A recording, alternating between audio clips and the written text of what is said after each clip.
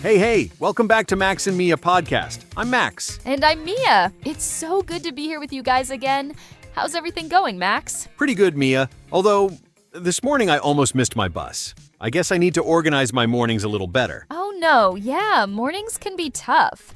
I actually spilled coffee all over my shirt right before a meeting today. Had to borrow a jacket to hide it. Haha, classic. Life happens.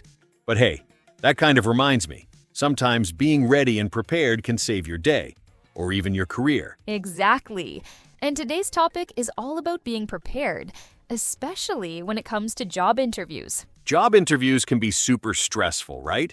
I remember my first interview ever. I was so nervous, I forgot the name of the company. No way! That's so funny. But honestly, it happens to a lot of people. Interviews are nerve-wracking because you want to make a great first impression. Yeah, and sometimes you only get one chance. That's why preparing ahead of time is so important. Practicing common questions, thinking about your experiences, and knowing what you want to say. Absolutely.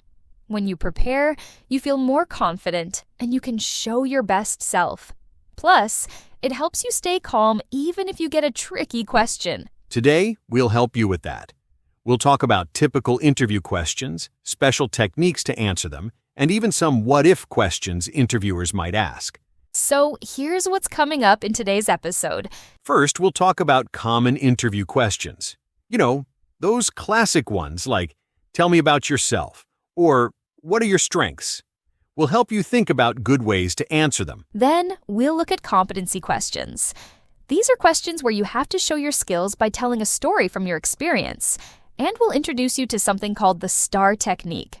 It's super useful to organize your answers clearly. And after that, we'll check out some hypothetical questions. Those are the ones that start with, what would you do if, like, what would you do if a customer was unhappy? They can be tricky, but don't worry. We'll show you how to handle them with confidence. Plus, we have some real interview audio clips for you to listen to. After each clip, we'll ask you some questions so you can practice your listening and critical thinking skills. Exactly. So, are you ready? Let's jump right into our first audio for today. Listen carefully to this short conversation between Susan, the human resource manager, and Mary, who's applying for a kitchen job. All right, before we listen to the audio, there are a couple of words we want to explain first. Yeah, because they're really important for understanding the conversation. Vocabulary preview. First, you'll hear the phrase human resource manager. Max, what exactly is a human resource manager? Good question. A human resource manager, or HR manager, is the person in a company who takes care of hiring people, doing interviews, training workers, and sometimes helping with problems at work. They make sure the company has the right people and that employees are happy and working well. Exactly. So, if you're having a job interview, you'll probably meet the human resource manager first. Right. Now, another word you'll hear is graveyard. What's graveyard, Mia? It sounds a little spooky. I know it sounds scary, but in this case, graveyard means the night shift. Working overnight, usually from late at night until early in the morning. It's called graveyard shift because it's so quiet and dark, just like a graveyard. Yeah, not many people around at that time. So when Mary says she doesn't want to work graveyard, she means she wants to work during the daytime, like from 8 a.m. to 5 p.m. Exactly. All right. Now that we know these words, it's time to listen to our first audio. This is a short interview between Susan, the human resource manager, and Mary, a candidate for a kitchen job. Listen carefully. Pay attention to how Mary answers the questions and how the conversation flows. Here we go. Mary? Hi. Hello, I'm Susan Thompson, Resource Manager. Hi, I'm Mary Hansen, and I'm applying for one of your kitchen jobs. Great. Here's a copy of my resume. Great, have a seat, Mary. Thank you.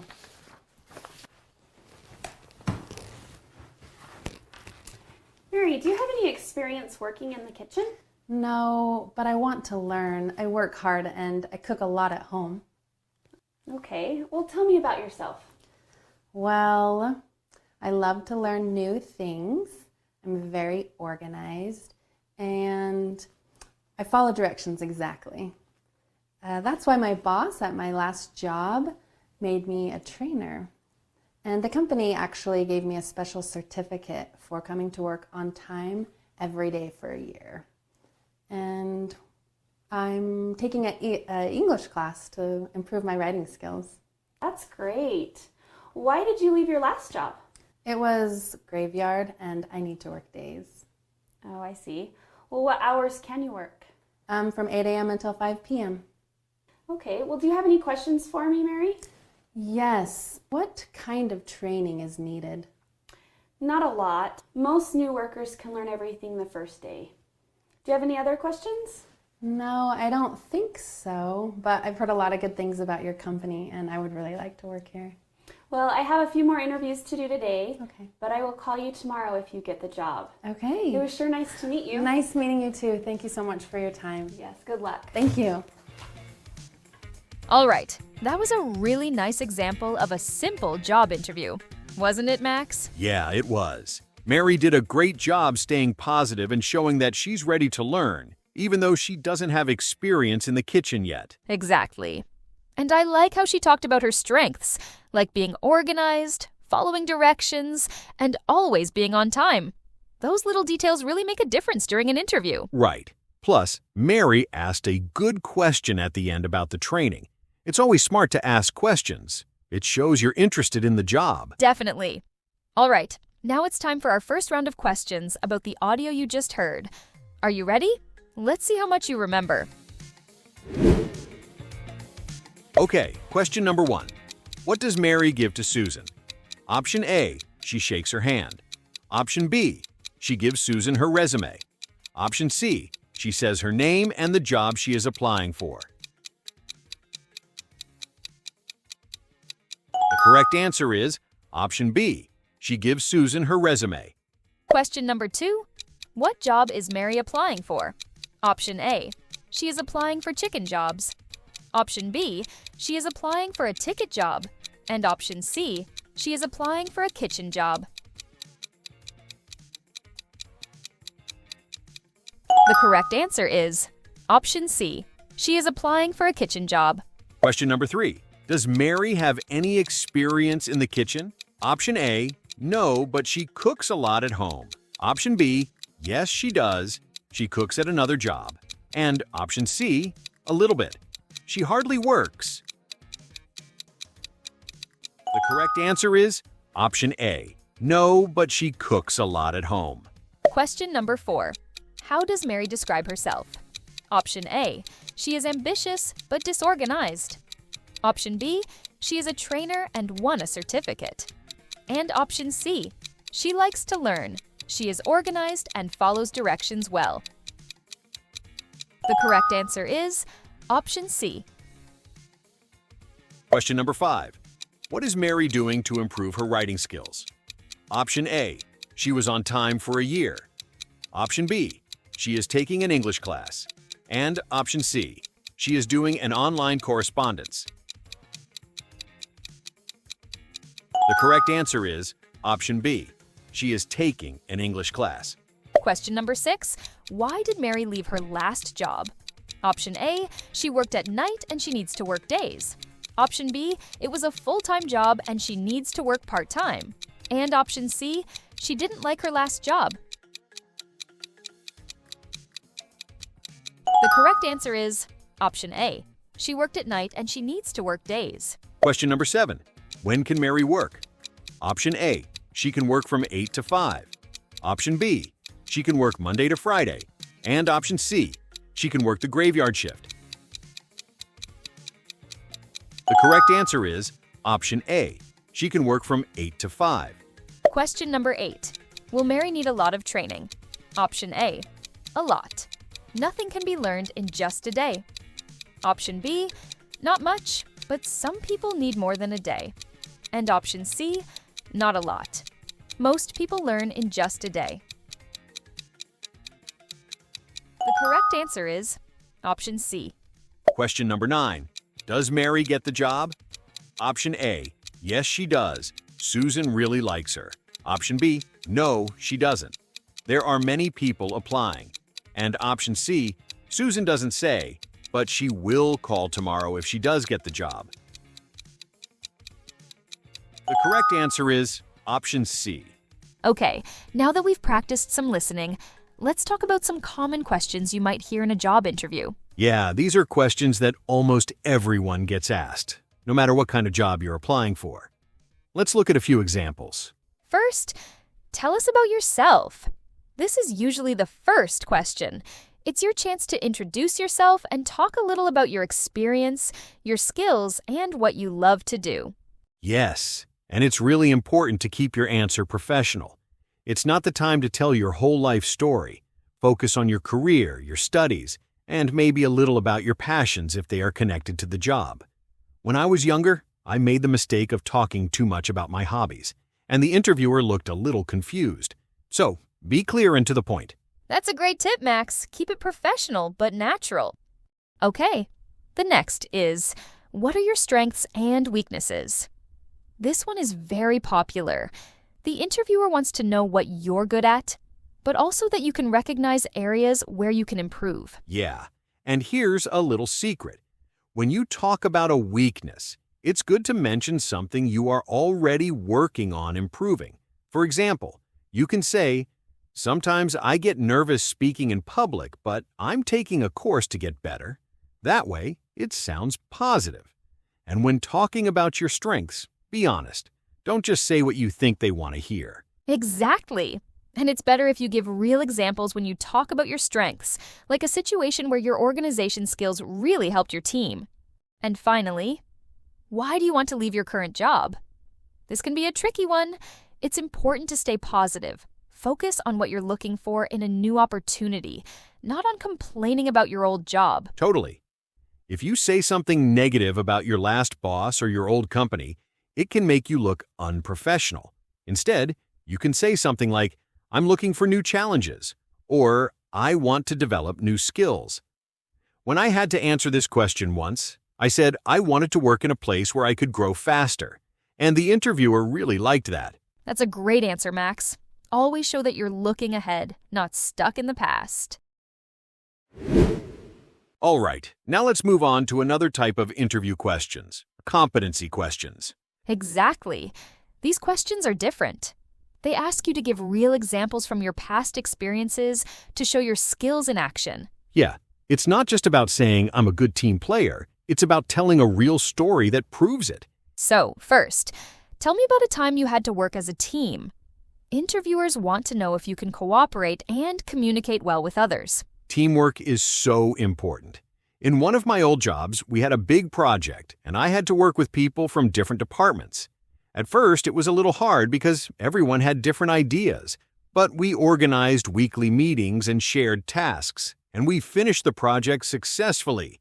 It's always good to show that you can listen to others and find solutions together. Yes. And remember, it's not about being the star of the team. It's about showing that you help everyone succeed. The next one is, tell me about a time you had to use your creativity to solve a problem. This question tests how you think outside the box. Oh, I love these questions. One time at work, we had a last-minute event, and our supplier canceled. I suggested using a local bakery instead, and it actually turned out even better than the original plan. Creativity is not just about big ideas. It's about being flexible and finding smart solutions. Exactly. And even small creative solutions show that you're resourceful and calm under pressure. And finally, tell me about a time when you experienced conflict with a colleague and how you handled that situation. Conflict happens everywhere. The important thing is how you deal with it. Yes, and the worst thing you can do is say, "I've never had any conflict." That's not realistic. One time I had a misunderstanding with a teammate about a project deadline. We talked openly about it, clarified expectations, and everything went smoothly afterward. Showing that you can solve conflicts professionally is a big plus. Definitely. And always finish your story with a positive outcome, like how you built a better relationship after the conflict. So remember, competency questions are a way for interviewers to see your real skills through your past experiences. And if you want to organize your answers clearly, you can use the STAR technique. S equals situation. Where and when. What was happening? T equal task. What was your responsibility or goal? A equal action. What actions did you take to solve the situation? R equal result. What was the final result? What did you achieve? Using STAR helps you stay focused, clear, and confident when answering these questions. All right, now that we've talked a little about answering questions in interviews, it's time for our second listening practice today. Yes, in this next audio, you'll hear another job interview. Listen carefully. Pay attention to how the candidate answers the questions and also how the interviewer reacts. Remember, it's not only about what you say, but also how you say it. Your tone, your attitude, even your little pauses. Everything matters in an interview. Exactly. And after the audio, we'll have some more questions for you to check your listening skills and to help you prepare better for your own interviews. Before we listen to the second audio, let's quickly go over some useful vocabulary you'll hear. Yeah, it's always a good idea to understand key words first. That way, you can follow the conversation much more easily. Vocabulary preview. All right, the first word is encouraged. When someone is encouraged, it means they are supported or motivated to do something, usually by another person. Exactly. Like when your teacher says, "You're doing great. Keep going." That's encouraging you. It makes you feel stronger and more confident. I remember when I was applying for my first job, my family encouraged me so much. It really helped me believe in myself. Oh, that's sweet. And yes, encouragement can make a big difference, especially when you're nervous about something new. Okay, the second word is volunteered. To volunteer means to offer to do something without being forced or paid. Right. For example, if you help at an animal shelter on weekends and you're not getting paid, you're volunteering. You're doing it because you want to help. Exactly. And in the workplace, volunteering can mean offering to take on extra tasks to show that you're proactive. And employers love that. When you volunteer for things, it shows that you have initiative and a good attitude. And the last word is complaining. When someone is complaining, they are talking in a negative way about something they don't like. Yeah, like when you say, "Ugh, this coffee is too cold." That's complaining. It's expressing that you're not happy with something. And in an interview, it's usually not a good idea to complain about your old job or your boss. Stay positive instead. Exactly. Nobody wants to hire someone who sounds negative all the time, right? All right. Now that we know these important words, encouraged, volunteered, and complaining, Let's listen to the second interview and see how these words come up. Focus and try to catch them. here we go. Good afternoon. I'm Rose Jasper. How do you do? How do you do? Philip West. Nice to meet you, Philip. Please, have a seat. So, you are applying for the job of activity leader at our children's summer camps. Do you have any experience of working with children?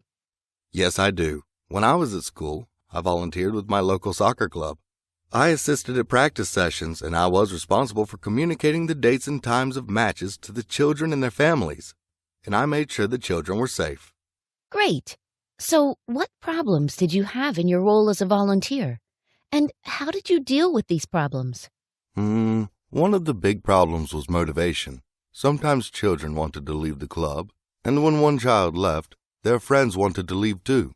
I solved this problem in different ways. First, I made sure the children enjoyed the soccer sessions. I encouraged them and praised them for their progress. I told jokes and gave the kids attention. Because of me, some children decided not to quit. I was happy about that. Well done. Those are very useful skills. Now, at the camp, you will have to work long hours. Do you have experience with that? Yes, I do. In my summer holidays last year, I worked in a factory as a machine operator. I wanted to earn money, so I did a lot of overtime. It wasn't interesting work, but I didn't mind that. That's good to know. Now, as an activity leader, it's important to have a good relationship with your coworkers. Do you work well with other people? Yes, I enjoy working in a team, and I always get on with my coworkers. For example, at the factory, I helped my colleagues when they were busy, and I was always motivated and positive. Plus, I always followed instructions from my boss without complaining. even when the work was hard. Great. Well, thank you for your time, Philip. I'll be in touch. All right, now that we've finished listening to the second audio, it's time for another round of questions. Yes, get ready. This will help you practice your listening skills and also think a little deeper about what you heard. We'll ask you a few questions. Some will be about the information you heard, and others will help you reflect on how the conversation was handled. Remember, take your time, think carefully, and don't worry if you don't know every answer perfectly. This is all about learning and improving. Exactly. All right, are you ready for the second round of questions? Let's begin. True or false? Philip is applying for a job as an activity leader? The correct answer is true. Okay, question number 2, true or false? Philip worked as a teacher in a school. The correct answer is false. Okay, true or false? Philip was responsible for communicating to team members. This one is true. Okay, true or false? Philip quit the team because he did not get enough praise and encouragement. The correct answer is false. True or false? Philip worked long hours when he worked at a factory. And this is true. Next one, true or false? Philip thought the work at the factory was interesting. And this one is false. True or false? Philip's co-workers at the factory helped him a lot. That's false. And the last one, true or false? Some of Philip's co-workers at the factory were often complaining to the boss. And this one is false. And that's a wrap for today's episode. Thank you so much for spending your time with us and practicing your English. Yes, we hope you learned something new today and that you feel more confident for your next job interview. If you enjoyed this episode, don't forget to follow our podcast and give us a like. It really helps us to keep creating more content for you. And of course, keep practicing, keep believing in yourself, and remember, every step you take brings you closer to your goals. Exactly. We'll be back very soon with another episode full of learning, tips, and fun conversations. All right, that's it for now. Thank you again for listening. Take care and see you next time. Bye, everyone. Keep going strong with your English.